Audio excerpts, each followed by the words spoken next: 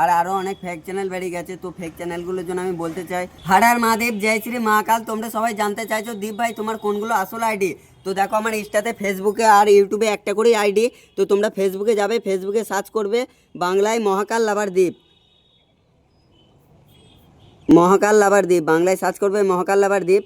তারপর এখানে দেখতে পাবে এই আইডিটাই চলে যাবে, 5,41,000 ফলোয়ার আছে আর একজনকে ফলো ব্যাক দেওয়া আছে। তবে এখানে আমার ইউটিউবের লিঙ্ক দেওয়া আছে, এখান থেকে আমার ইউটিউব চ্যানেলটা পেয়ে যাবে। আর আমার ইউটিউব চ্যানেলও একটাই, আর এখানে আমার ইনস্টার লিঙ্ক দেওয়া আছে।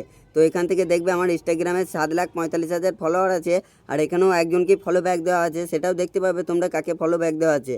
আর আমার ফেসবুক থেকে ইউটিউবের আর ইনস্টার লিঙ্ক পেয়ে যাবে, দেখবে এখানে ইউটিউবের পেয়ে যাবে আর একটু তুললে ইনস্টার পেয়ে যাবে।